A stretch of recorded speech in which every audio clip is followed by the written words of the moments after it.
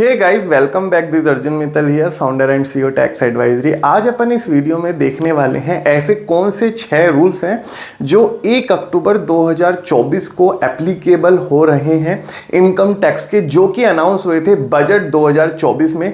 और वो रूल विवाद से विश्वास स्कीम से रिलेटेड, F&O ट्रेडर से रिलेटेड, नॉर्मल टैक्स पेयर्स को किस तरीके से इंपैक्ट करेंगे और आपके लिए कितने ज्यादा जरूरी हैं, तो हम इस वीडियो में डिस्कस करने वाले हैं। सो गाइस, जो कि 6 रूल है उनमें से पहला रूल है डायरेक्ट टैक्स का विवाद से विश्वास स्कीम। सो बेसिकली विवाद से विश्वास स्कीम इनकम टैक्स पेयर्स जिनके डिस्प्यूटेड केसेस हैं इनकम टैक्स डिपार्टमेंट के साथ, उनको रिजोल्व करने के लिए ये स्कीम एप्लीकेबल हुई है 22 जुलाई 2024 से तक। 22 जुलाई 2024 तक, ठीक है। जितने भी पेंडिंग डिस्प्यूटेड केसेस हैं इनकम टैक्स के, उनके लिए ये विवाद से विश्वास स्कीम एक एप्लीकेबल की जा रही है 1 अक्टूबर 2024 से। अब ये स्कीम क्या है, किस तरीके से आप इसके अंदर ऑप्ट कर सकते हैं, मे बी पॉसिबल है आपके प्रीवियस ईयर के केसेस इनकम टैक्स के साथ कुछ पेंडिंग चल रहे हो, तो उन्हें कैसे आप विवादों का निपटारा कर सकते हैं विवाद से विश्वास स्कीम में।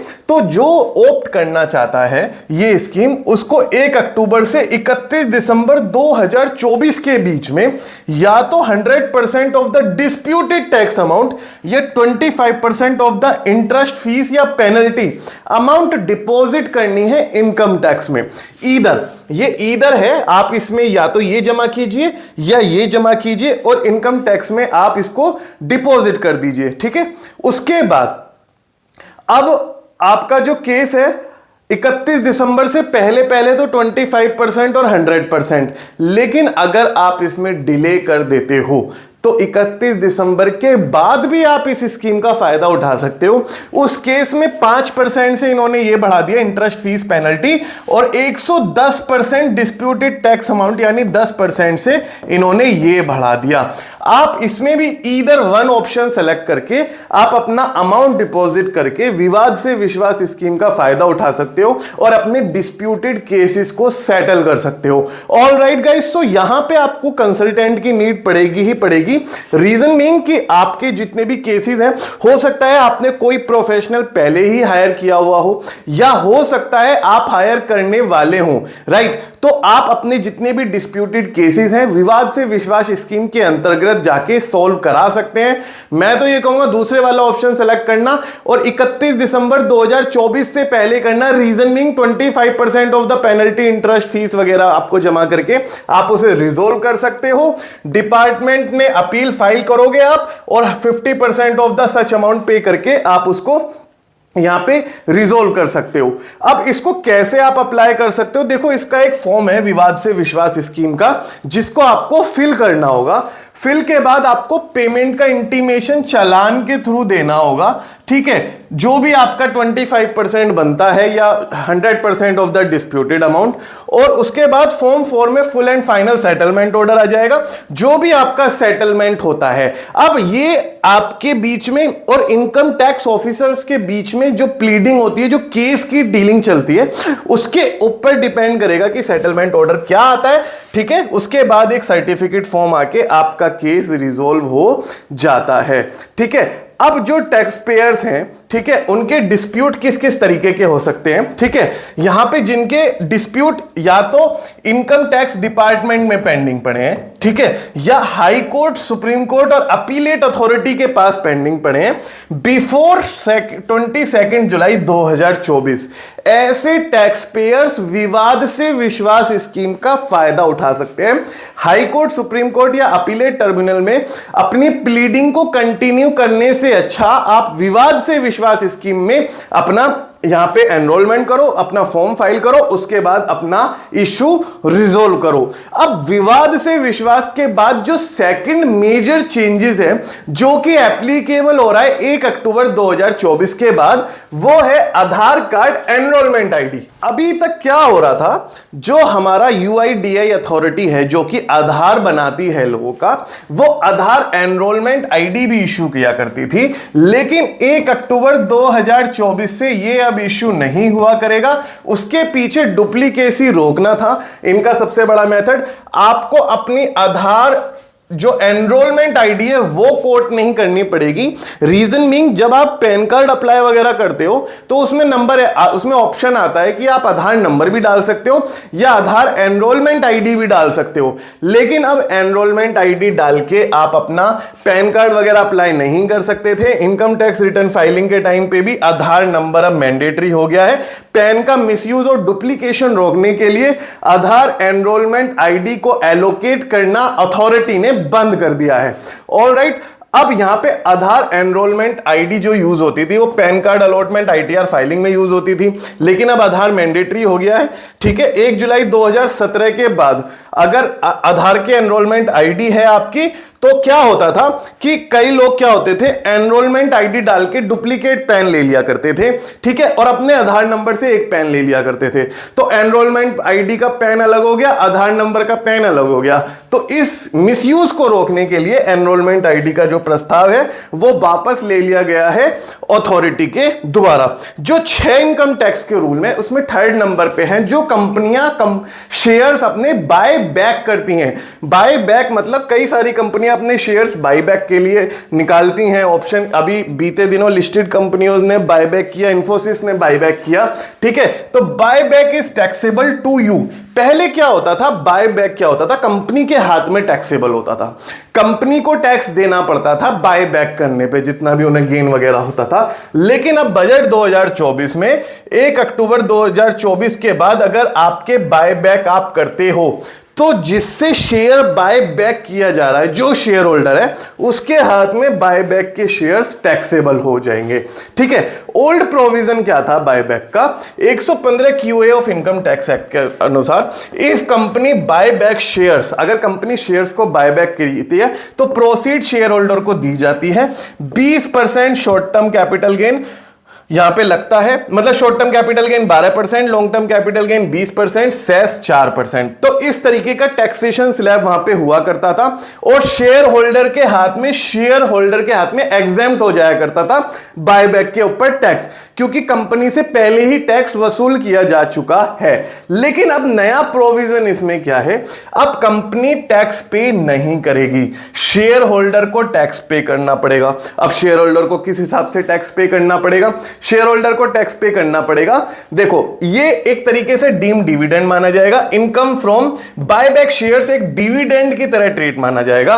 Under the head income from other source में आप इसको डालेंगे, डिडक्शन इसके अंदर अलाउड नहीं होगी और टीडीएस कटेगा इसके अंदर कंपनी के द्वारा। ठीक है, तो ये हो गया है प्रोविजन बायबैक ऑफ शेयर्स का।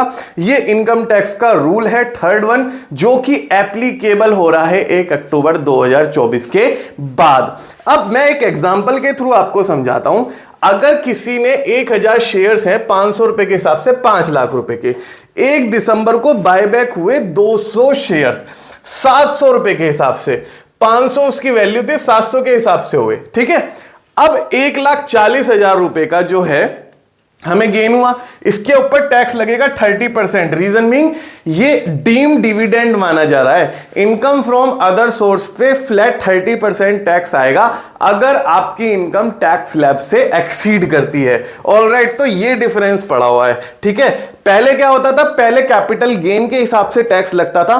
तो उसमें क्या है, capital gain, short term capital gain की परसेंटेज अलग है 15 और लॉन्ग टर्म की 20 है, तो इस तरीके से वहां पे टैक्स लगता था। लेकिन अब फ्लैट 30% लग जाएगा अगर आपने बाय बैक किया है, आपकी कंपनी ने आपसे शेयर बाय बैक किया है। तो ये चेंजेस था इनकम टैक्स का 3rd वन। 4th नंबर पे जो यहां पे एसटीटी है, एसटीटी जो होता है सिक्योरिटी ट्रांजैक्शन टैक्स, जो कि शेयर मार्केट में ट्रेडर अपनी ट्रांजैक्शंस करते हैं उसके ऊपर से भी एसटीटी लगाता है। अब वो एसटीटी क्या है, इंक्रीज हो गया है वो 1 अक्टूबर 2024 से। अगर आपने एफ एंड ओ में ट्रेडिंग करते हैं, आप F&O में ट्रेडिंग अगर आप करते हैं तो पहले जो STT लगता था, सिक्योरिटी ट्रांजैक्शन टैक्स, अब 0.125% से 0.0200 हो चुका है और ऑप्शन पे 0.0625% से 0.1000 हो चुका है।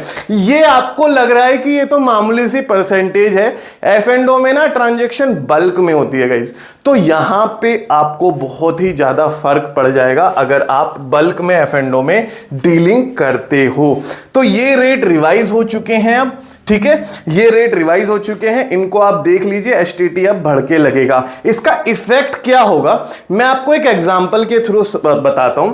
सपोज करो कि यहां पे फ्यूचर सेल किए गए, ठीक है, ये मैंने से लास्ट स्लाइड हो गई। हाँ, एग्जांपल मैं आपको बताता हूं। आपने निफ्टी फ्यूचर सेल किया, 1000 का लॉट था एट द रेट 10,000 और इसका STT कितना लगा 0.125%, 1250 रुपए, ठीक है। अब इसका STT कितना लगेगा रिवाइज रेट, ये तो था अर्लियर, ठीक है, अब ये है रिवाइज्ड, अब लगेगा 0.200, ये हो गया 2000, पहले लगता 1250, अब 2000, देखो 750 रुपए एक लॉट पे बढ़ गए आपके, ठीक है। तो ये एक चेंजेस है जो फोर्थ चेंजेस है इनकम टैक्स रूल्स का, जो कि एप्लीकेबल हो रहे हैं 1 अक्टूबर 2024 के बाद। ऑल राइट गाइस, तो मैं बताता हूं आपको अब इनकम टैक्स का ऐसा कौन सा 5वां रूल्स है जो कि एप्लीकेबल होने जा रहा है। सेंट्रल गवर्नमेंट के पास हमेशा कुछ ना कुछ सजेशन आते रहते हैं, कुछ रिकमेंडेशंस आती रहती हैं, कुछ रिक्वेस्ट आती रहती हैं और उनकी खुद की कमेटी जो होती है वो रिसर्च भी करती रहती है। उसी रिसर्च के हिसाब से TDS के रेट कुछ बढ़े हुए भी थे, जिनको सेंट्रल गवर्नमेंट ने, इनकम टैक्स अथॉरिटी ने थोड़ा सा डिक्रीज कर दिया है। यहां पे 1 अक्टूबर 2024 के बाद TDS इन ट्रांजैक्शंस पे कम लगेगा। अब तो जैसे amount of income payment in respect of insurance policy पे पहले 5% लगता था, अब 2% लगेगा, ठीक है। अगर आप टर्म इंश्योरेंस वगैरह लेते हो तो अब 2% इंश्योरेंस लगेगा।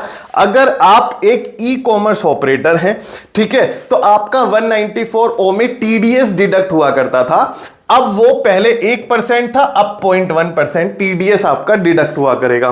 Payment on account of repurchase of units by unit trust of India और अदर म्यूचुअल फंड 194F में आपका 20% कटता था, अब 0% TDS कटा करेगा। पेमेंट्स टू इंश्योरेंस कमीशन, जो कि ब्रोकर है इंश्योरेंस कंपनीज के, उनको जो कमीशन मिलता था 194D में, उनका 5% का TDS इनका कटता था, लेकिन नॉन कॉर्पोरेट को यहां पे 2% कर दिया गया है, जो कि इंडिविजुअल्स हैं। ऑलराइट, तो ये था 5वां चेंज। और जो लास्ट वन है और जो 6th चेंज है इनकम टैक्स का, जो कि एप्लीकेबल हो रहे हैं 1 अक्टूबर 2024 के बाद, वो है TDS ऑन फ्लोटिंग बॉन्ड्स। तो बेसिकली 1 अक्टूबर 2024 के बाद फ्लोटिंग रेट सेविंग बॉन्ड जो होते हैं बोथ और सेंट्रल स्टेट गवर्नमेंट का, उनका 10% TDS एप्लीकेबल होगा पहले 1 अक्टूबर से। इनकम बॉन्ड लेस देन 10,000 रुपए, उस पर TDS नहीं कटेगा। इनकम बॉन्ड मोर देन 10,000 रुपए, 10% TDS उस पर डिडक्ट हुआ करेगा। सो गाइस, ये थे 6 रूल्स इनकम टैक्स के, जो कि एप्लीकेबल हो रहे हैं 1 अक्टूबर 2024 से। आई होप आप सारे रूल से अवेयर हो गए हो, तो आप अपने फाइनेंशियल्स उसी हिसाब से प्लान कर लें।